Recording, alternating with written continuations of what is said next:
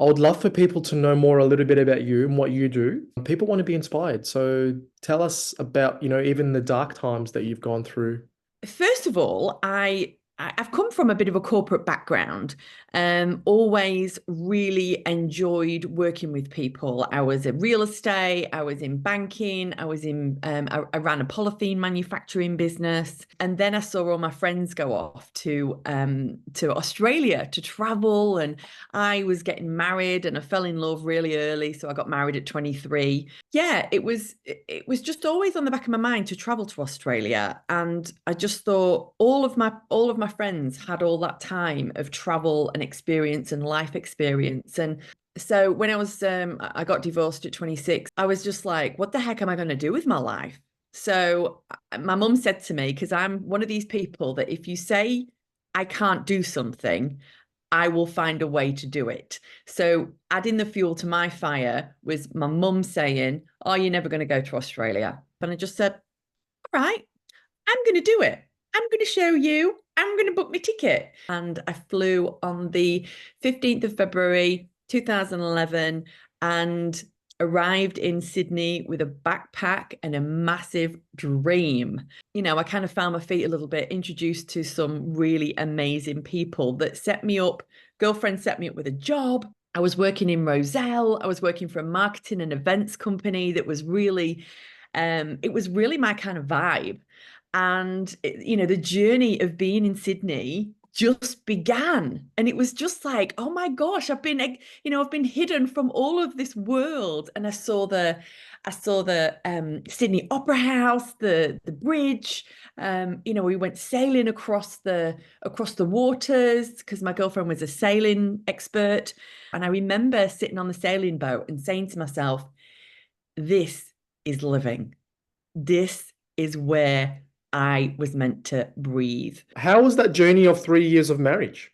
I was always saying to my husband at the time, where should we go? What should we do? What should we travel to next? And there was a lot of resistance there. My kind of wings were clipped, and I was like, whoa, this is not what life is meant to be. So I kind of, realized what I really wanted, and it wasn't to be a home bird. It wasn't to be a wife and stay at home early on with children. I didn't have that maternal instinct when I was younger because I just had this fire in me that I wanted to travel. I wanted to see the world. I wanted to experience people. I wanted to see life. Was the process of separation and divorce when you were younger, was that a big thing for you? It was actually traumatic.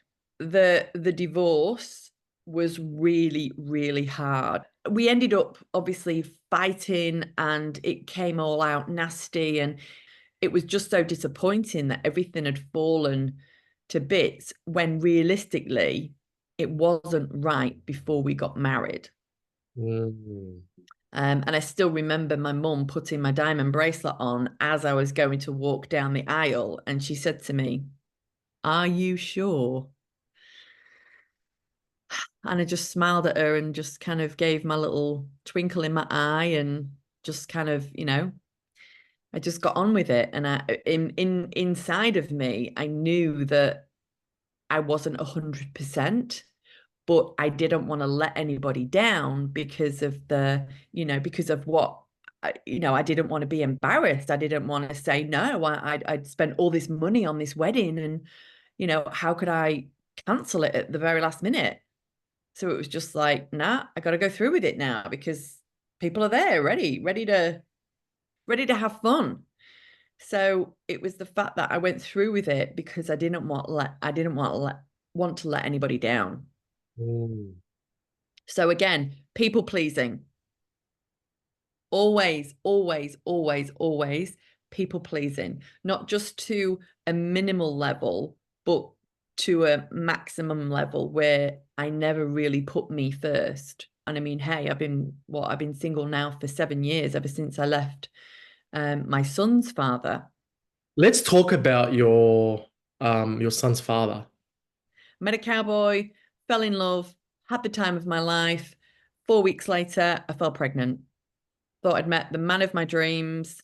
I was in love. Nothing was going to stop me from this wonderful fairy tale that I had imagined. And yeah, I went through an amazing pregnancy, and then 6 months in, things started to go a little bit wrong. He showed some very strange tendencies. The emotional detachment was extremely worrying. Didn't like the fact that I was emotional. I mean, I was emotional anyway because I was pregnant. You know what us women are like.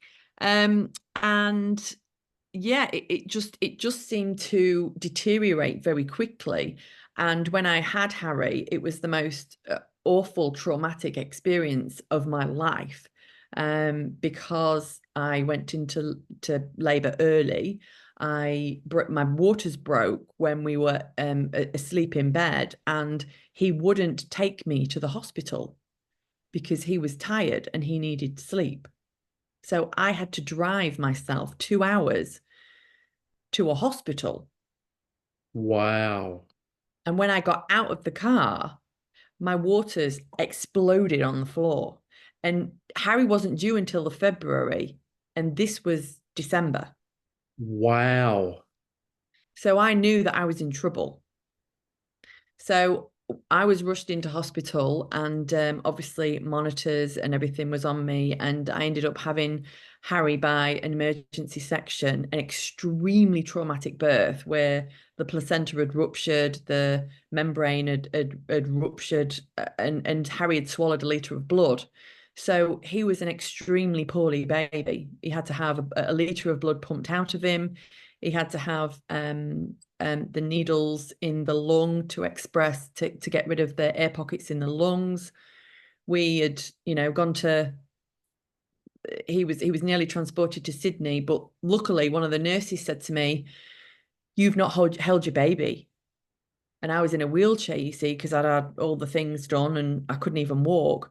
But she unhooked him before we flew to Sydney, and she put him on me, and his heart rate dropped immediately. His everything slowed down, and the doctors just looked up. I still remember this moment as if it was yesterday. The doctors looked at each other and they were like, wow. It was skin to skin contact. It was that motherly connection that he really needed. So again, I nursed him through. We spent 3 months in hospital, in the NICU, and then we went home and we were in the bush. So I was sent home with a premature baby, and not even a maternal nurse checked in on me.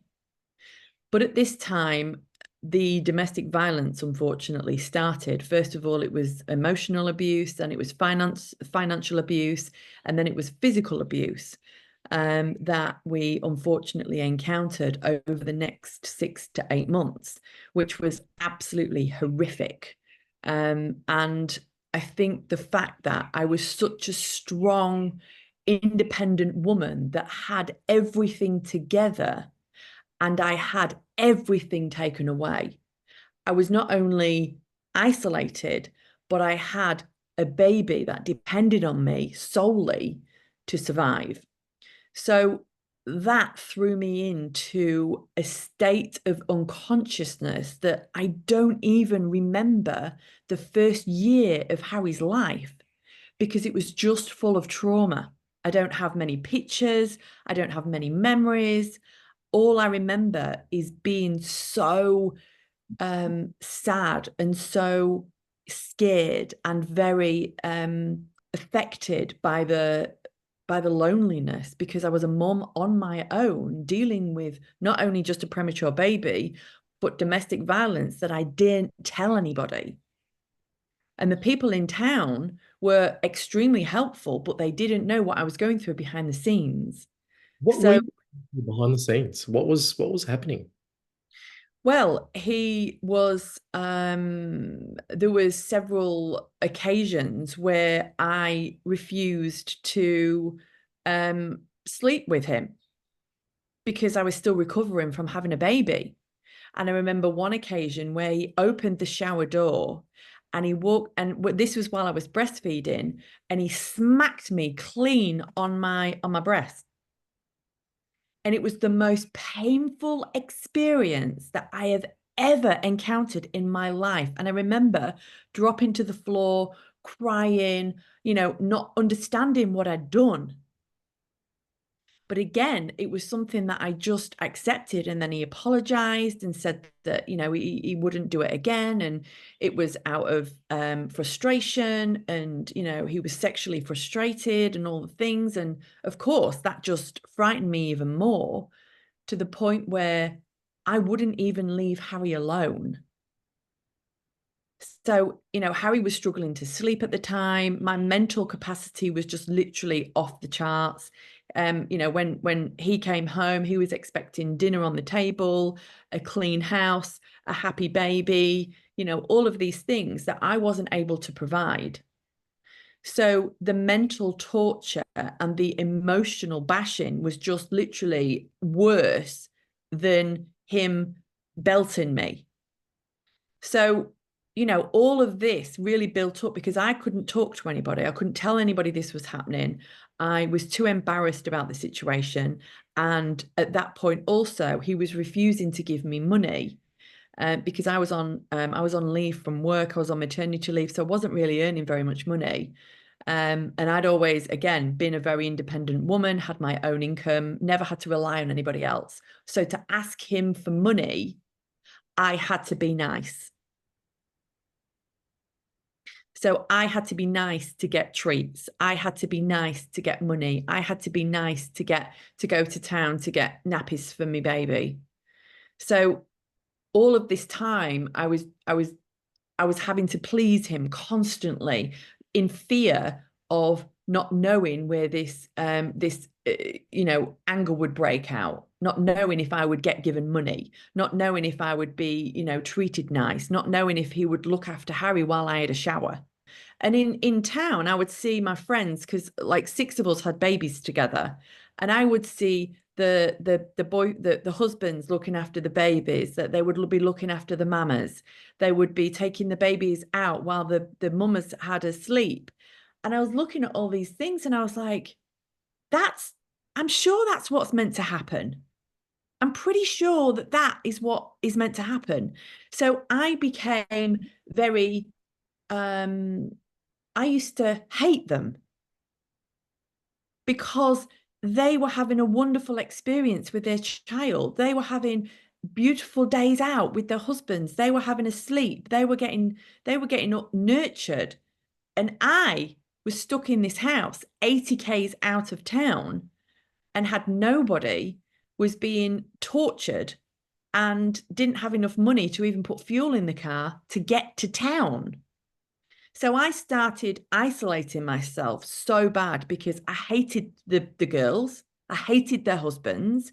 I hated seeing them walking their prams and being all happy and going to lunch. I became such a recluse that I stopped talking to people.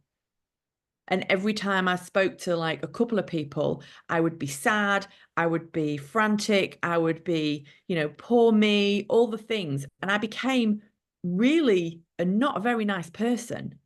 And then when obviously the big incident happened when Harry was 6 months old, all I wanted to do was go to the shop. And I wanted him to come because it was hard. It was a hard experience taking Harry to the shop, doing the shopping, getting him back in the car, newborn baby, hated the car, screaming all the time.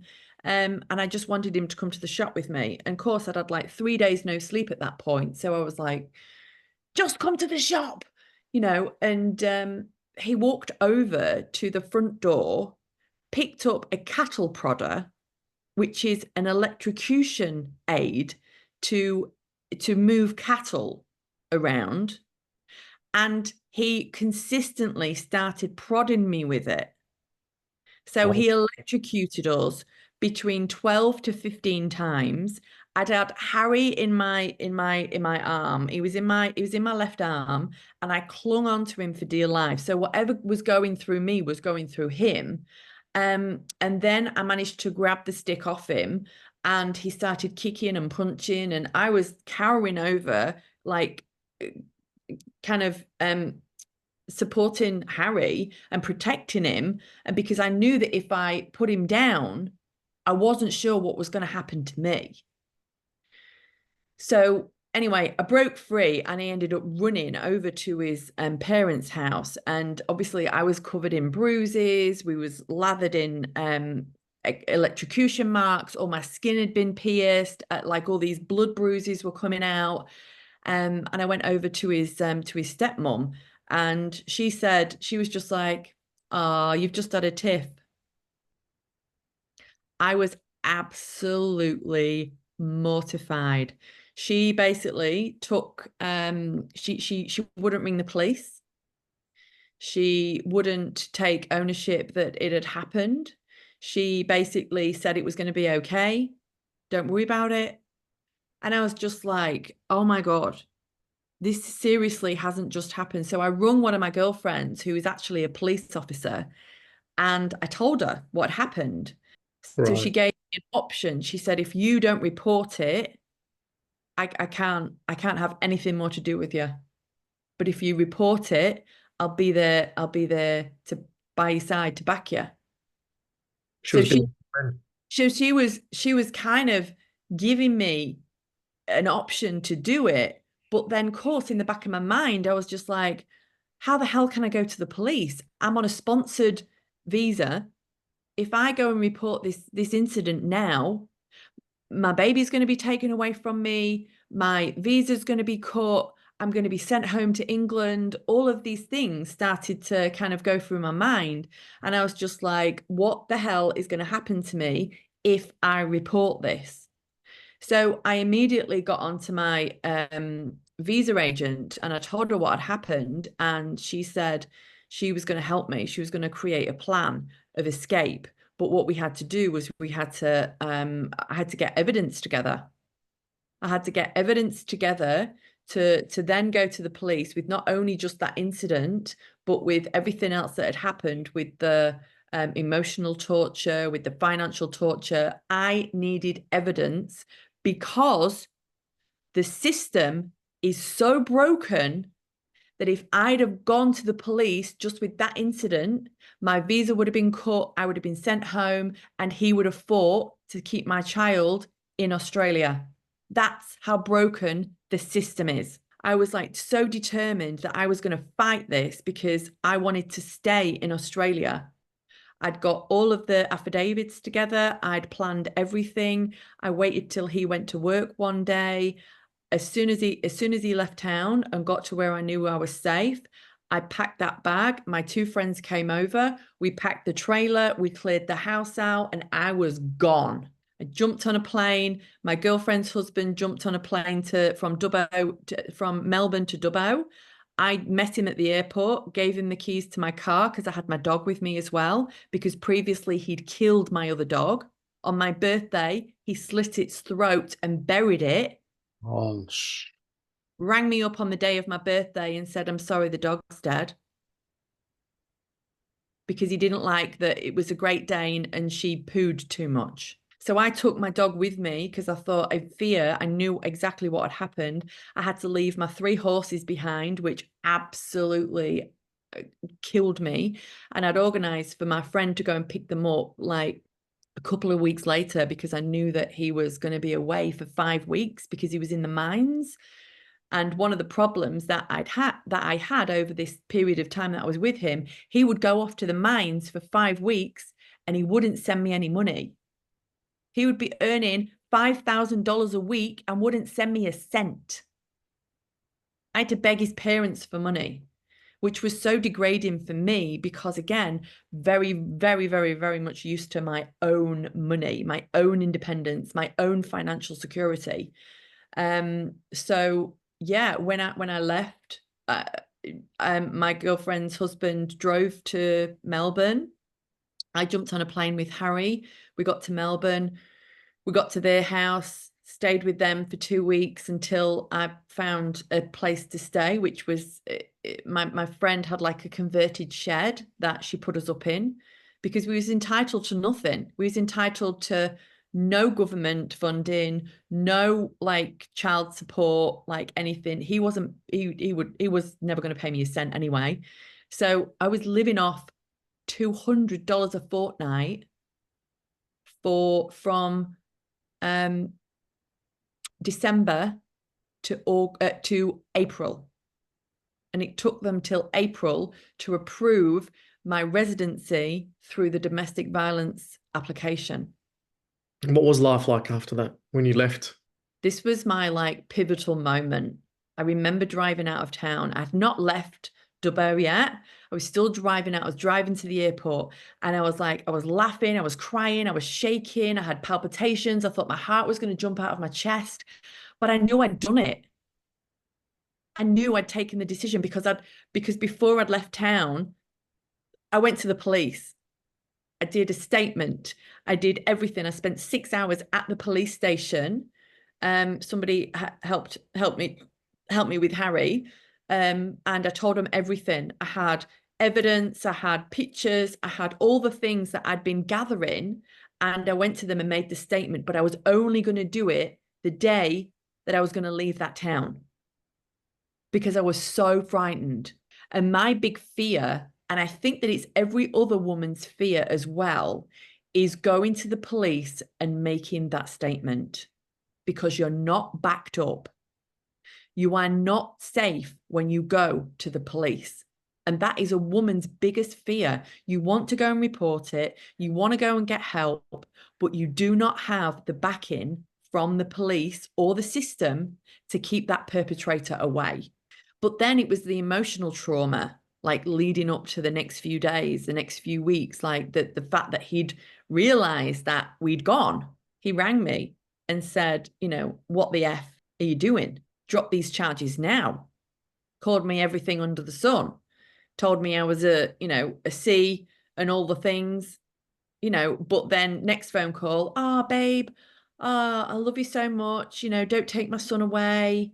Really, really love you both. When can I see you? Can you come and pick me up from the airport? All the nice things. And then the next phone call would be, calling me, desperately telling me to drop the charges. It was just this roller coaster of events. And then, again, that went on for weeks and weeks and weeks until the court trial. And I flew back on my own to go to that court trial. And that was over 3 days. So I had to leave my son in Melbourne for 3 days while I went to court because there was no way I was taking him back. Court was absolutely horrific. I had such determination that I was turning up there and I was going to nail this bastard, that there was nothing that was going to stop me. And he turned up with a swanky lawyer. And when I ended up getting on the stand, his lawyer literally pulled me to shreds. He was as nasty as anything. But you know what? I never cried. I never broke. And I see the judge looking at me, and he's just like, oh my God. I was fully prepared. He was talking about visas. He was talking about all the things. I corrected him on several things that he'd said to me. I literally was on fire in that courtroom. And I remember every single moment of it. I remember not breaking. I remember not looking at him. I remember thinking, I'm going to get you. You are going down for what you did to me.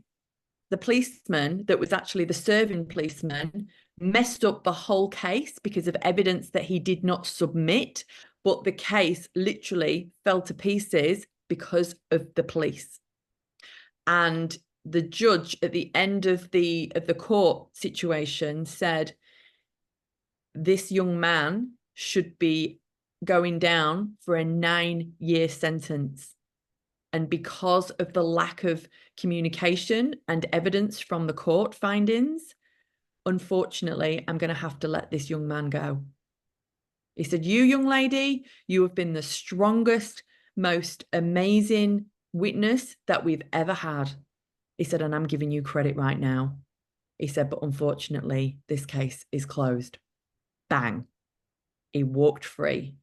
And he walked out of that courtroom and he looked at me and he smiled, and his mother smiled as well. And they both skipped to the local pub and bought everybody a drink in there.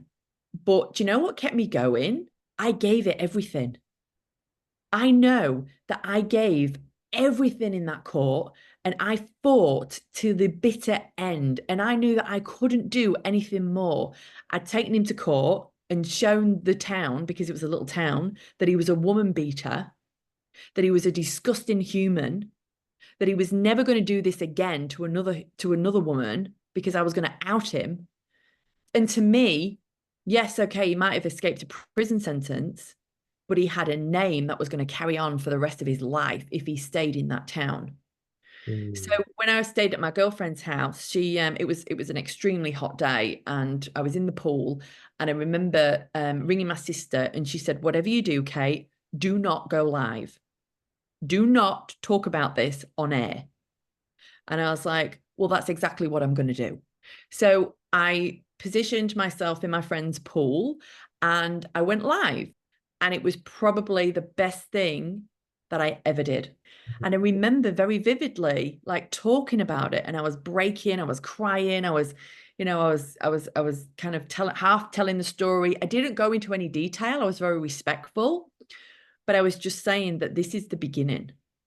You have not seen what Kate Edwards can do, because this has just put fuel to the fire. That was my most defining time. And that was the beginning of becoming the woman that I am today, because I was at rock bottom. I couldn't get any lower than where I was at that time. And I just thought the only way is up. And then I started reaching out to community. I started, I found that there was mums groups on social media. I found that there was people to talk to on Facebook.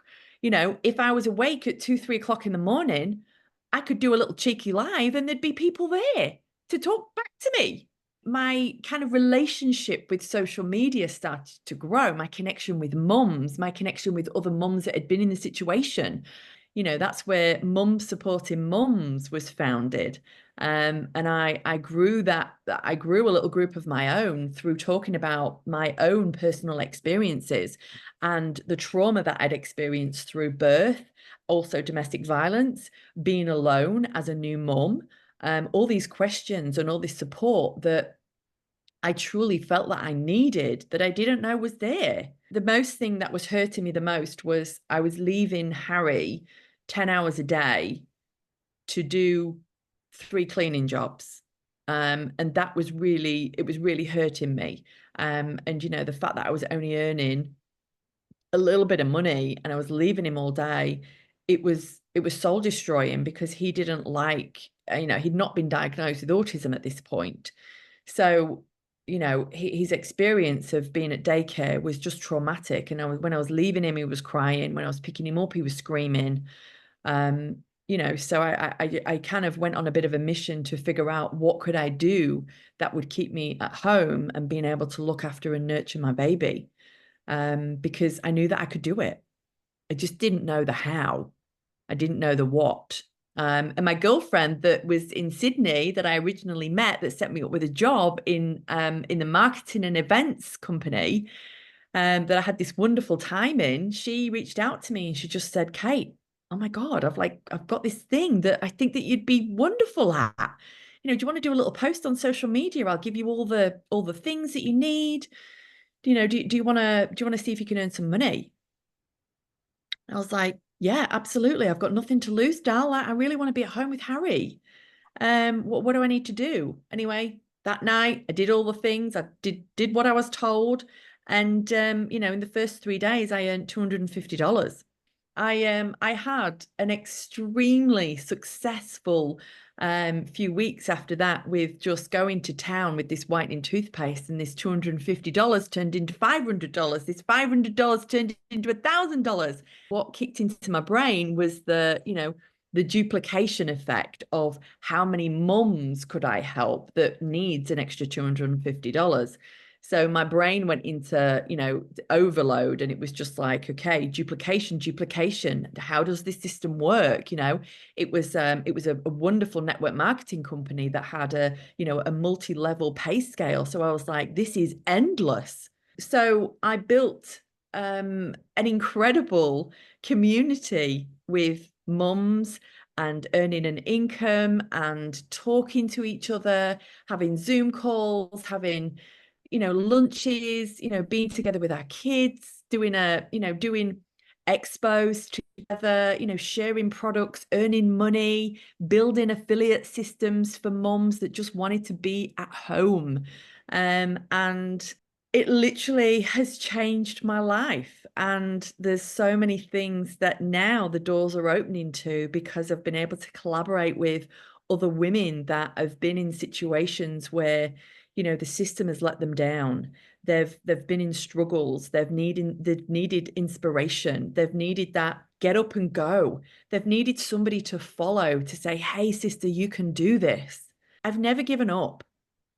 I've never said no. I've never said, I can't do that. I've always found a way. And now the goal and the drive is so much bigger because the mission is generational wealth for my little boy.